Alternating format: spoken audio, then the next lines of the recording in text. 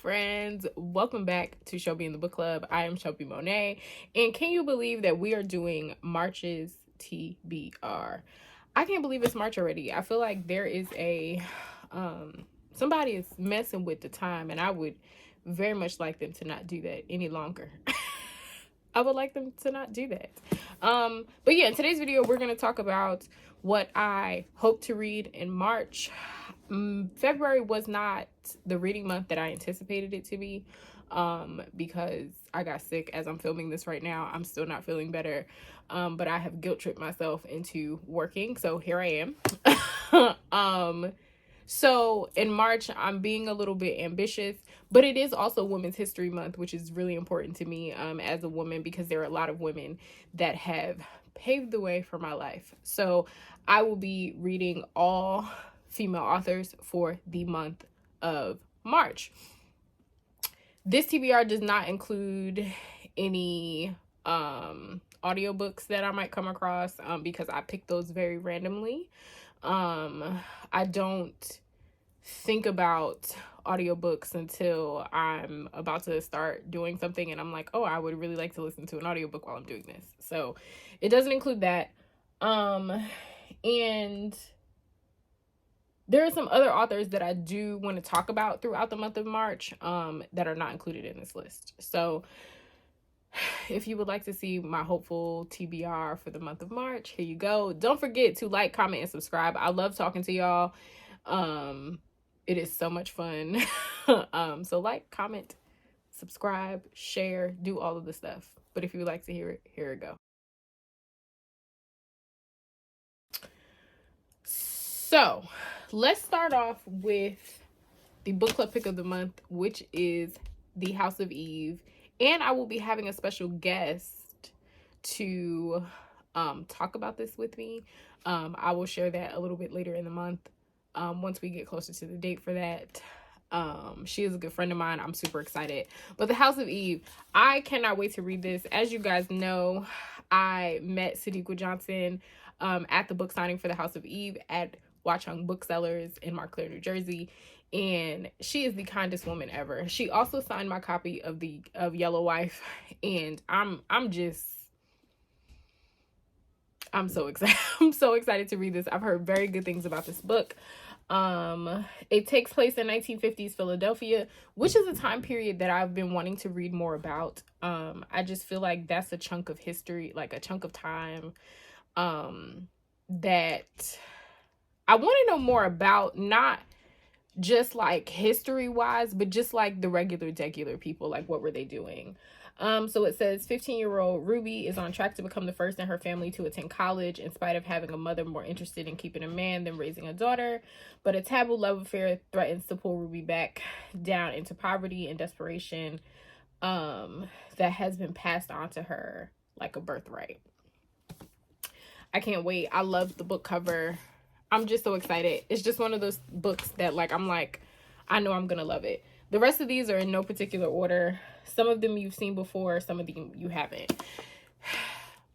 She Would Be King. I've been wanting to read this book for so long and just have not been getting to it. There is a book stalker who raves about this book. Dang, I can't remember nobody's name, but if I remember, I'll put it somewhere on the screen. This is one of her favorite books, and she and I seem to read a lot of similar books. So I really, really want to read this. The synopsis, it says, in the West African village of Lay, redheaded Jabessa, I think that's how you say that, is cursed at birth and exiled on suspicion of being a witch. Bitten by a viper and left for dead, she nevertheless survives. On a plantation in Virginia, June Day hides his unusual strength until a confrontation with an overseer forces him to flee. And in the Blue Mountains of Jamaica, Norman Aragon, the child of a white British colonizer and a maroon slave, can fade from sight at will, just as his mother could. So I think all the characters end up somehow intertwined. And I'm just looking forward to read it. Like I said, that particular book talker, she has she and I have very similar tastes, like very similar tastes. Next, I'm not gonna lie to you and say that I'm trying to read things off of my bookshelf, like off my physical TBR, and that I'm gonna stop and that I'm going to stop and stop buying books and I'm not gonna lie to you that way. But this particular book has been on my bookshelf for a while, and it happened to pick, like, it caught my eye. So it is Saint Monkey. I feel like I said that weird. By Jacinda Townsend. I actually have another book on this TBR that's by her as well. But this is her debut, so I wanted to read it first. And to be honest with you, this book was behind my TV. So it says 14-year-old Audrey Martin, with her Poindexter glasses and her head humming with gospel music, knows she'll never get out of Kentucky. But when her fingers touch the piano keys and the whole church trembles. Her best friend Carolyn daydreams about Hollywood stardom, but both girls feel destined to languish in the slow-moving stopover town in Montgomery County. That is until Chance intervenes, and a booking agent offers Audrey a ticket to join the booming jazz scene in Harlem, an offer she can't resist, not even for Carolyn. And in New York, the music never stops. Audrey flirts with love and takes the stage at the Apollo, and with its fast dancing crowds and blinding light. Oh, this sounds like it's gonna be good. I love jazz. I love music. I would love to hear a story about a church girl trying to find herself in music and trying to find her career. That sounds like it's going to be really good. That is a perfect example of the thing that I always say, where I'm like, oh, I'm not buying books for present day Shelby. I'm buying books for Shelby of the future. I don't know how long ago I bought that book. Like, I want to say I bought that book maybe 10 plus years ago. When was this published?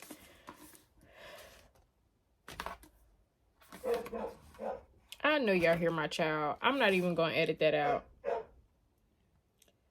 Because 2014, so almost 10 years ago. Wow.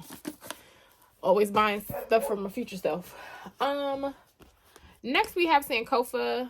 I don't know if I'm going to... Are you going to focus? I don't know if I'm going to read this.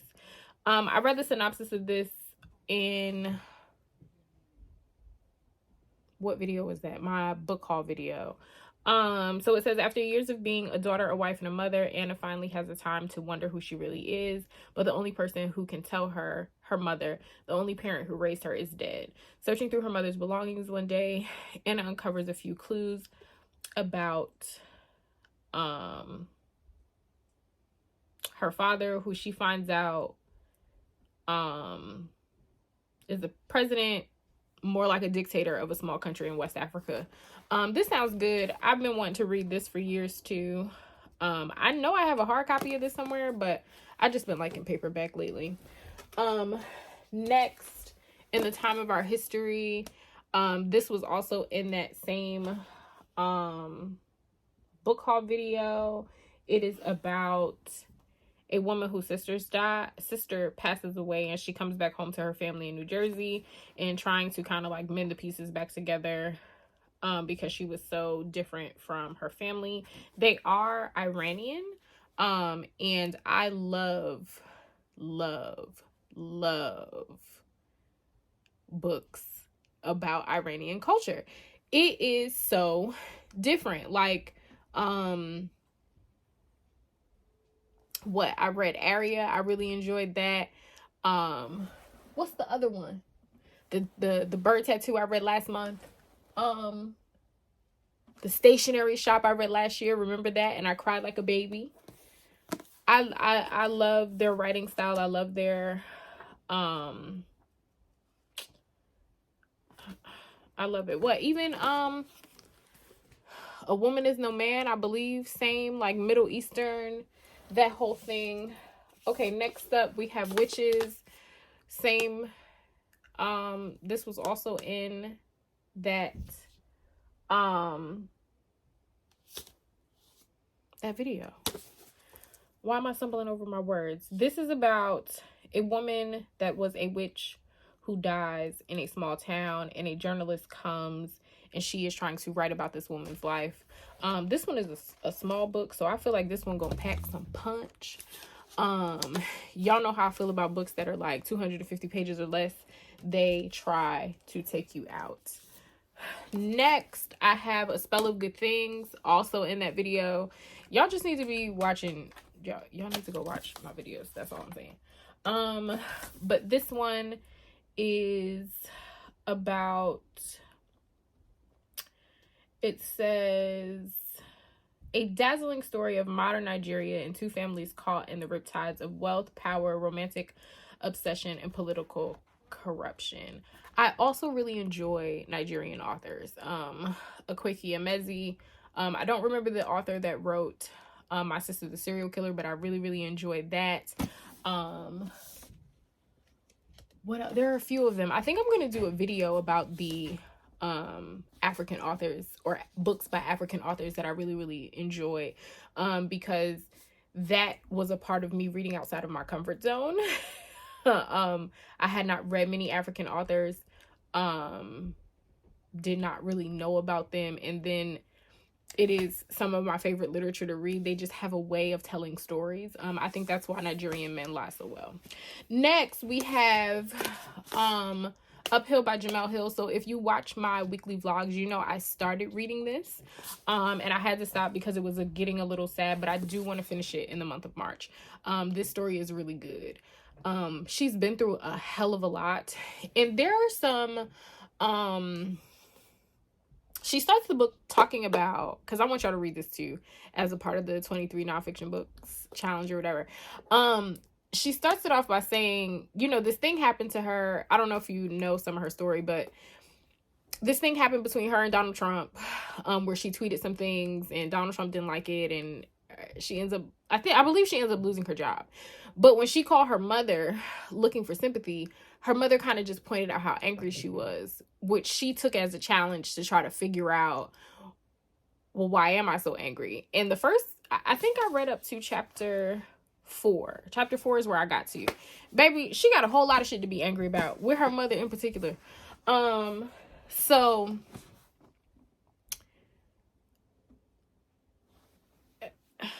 I think that goes along the lines of trying to heal generational trauma. And I think it also it's kind of like a full circle moment, I think, in my mind at least, because I don't know, excuse me, when people start to realize that their mother is this woman beyond just their mother. Like, before she had you, girl, sir, they, them, she was a woman, she was sexy, she was a hoe, maybe, if that's what she chose to do in her spare time. She had this whole entire life before she was your mother. And now that you are grown, do you hear her yelling at him? Now that you are grown, like, she is not just your mother. Like, she has a life outside of you. So I definitely want to finish reading that. I just needed to separate myself from it for a little bit because it was triggering me in some certain ways, and I just was not prepared for that. So we talked about Jacinda Townsend with Saint Monkey, and now we have Mother Country. You guys may remember this. It came out last year in February, I want to say.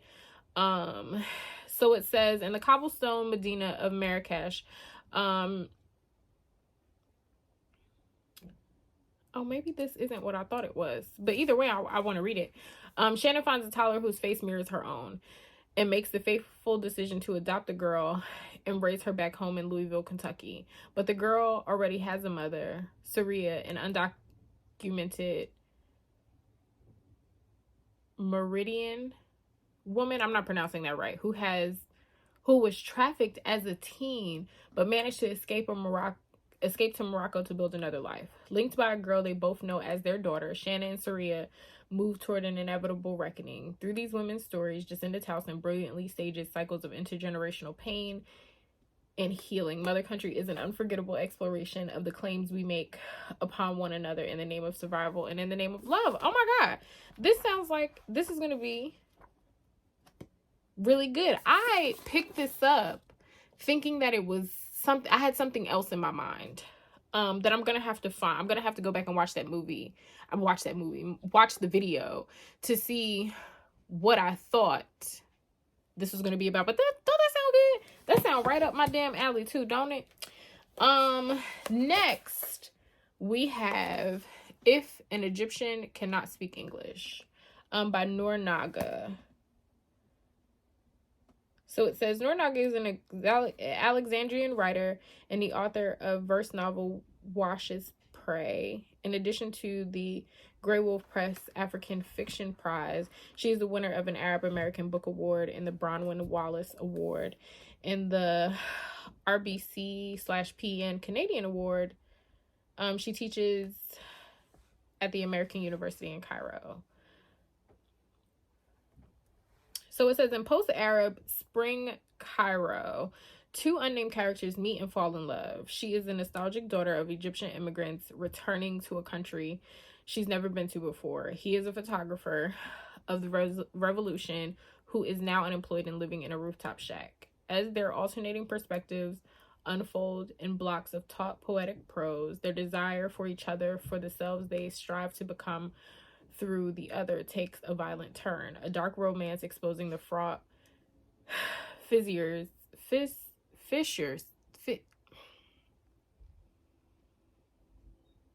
in American identity politics when exported overseas. If an Egyptian Could Not Speak English is a less post-colonial novel for the 20th century. What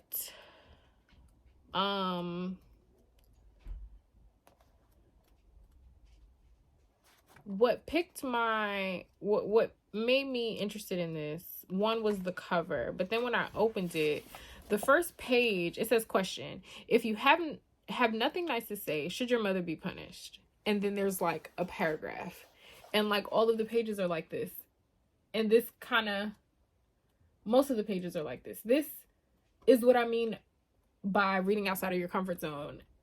Old Shelby would have been like, I'm not reading that. That's different. It's too far. That's not how books are supposed to be written. So I wouldn't have read it. But now I'm interested, and it's small. And yeah. Next we have a book by none other than the great Stacey Abrams, who I did not know she was an author until recently. And I wanted to read some of her things. So this one is called Hidden Sins.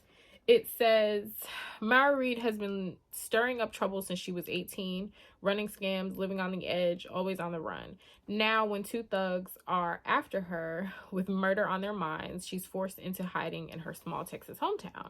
But as she's cornered in an alley only seconds from death, an unexpected rescuer comes to her aid. A forensic anthropologist, Dr. Ethan Stewart, is investigating a gruesome discovery: nearly 100 dead bodies dating back 50 years, a mystery linked to the church once headed by Mara's father. Ethan needs Mara's help. She needs his protection. Their search for a shocking, devastating truth could lead them to forgiveness and salvation if they survive. I'm super excited to read this. I haven't read a mystery in a while, so I am looking forward to that one in particular. Like I said, I want to read more of Stacey Abrams' work. I have a few of her books, so I want to do that because people love her, and a lot of people didn't know that she was an author. And then the last two, one is up here, it's The Hacienda, but I'm not taking it down. I do want to read that next month. It's by a Latina author. I know that is also like a mystery. She's being like haunted in a house. So The Hacienda, I want to read that one. And then last but certainly not least, The House of Hunger. I've been wanting to read this for a while. I absolutely loved Alexis Henderson's first book, The Year of the Witching. And this one, I believe, involves vampires. So it says a young woman is drawn into the upper echelons of a society where blood is power in this dark and enthralling gothic novel from the author of The Year of the Witching. Marion Shaw has been raised in the slums where want and deprivation are all she knows. Despite longing to leave the city and its miseries, she has no real hope of escape until the day she spots a peculiar listing in the newspaper seeking a blood maid. Though she knows little about the far north, where wealthy nobles live in luxury and drink the blood of those in their service, Marion applies to the position. In a matter of days, she finds herself the newest blood maid at the notorious House of Hunger. There, Marion is swept into a world of debauchery, and at the center of it all is Countess Elizabeth. I don't know if y'all know, I love me a vampire. I always have loved the good vampire show. Sookie is mine, okay? Okay? You could not tell me nothing about Bill Compton, even though I started not to like him because it was giving abuse. But Eric Northman, I liked him. And then when they got into like the werewolves and the werepanthers and thing, listen, Alcide, baby, I might have to go rewatch me some True Blood, because that was my show. That was me and Mama's show. We watched that every Sunday. Okay, there wasn't a Sunday that came that we wasn't sitting in the living room, because you know, what am I knocking down? I'm sorry, y'all. You know, back in the day, you had to watch the good stuff on the big TV in the living room. Okay? But anyway, if no one has told you today, I love you. You are kind. You are smart. You are, in fact, important. If to nobody else, to me. And I will see y'all in the next video. Make sure you leave a comment. Let me know what you plan to read for Women's History Month, or if there are any authors that I did not mention, let me know. And yeah, I'll see you in the next video. Bye, friends.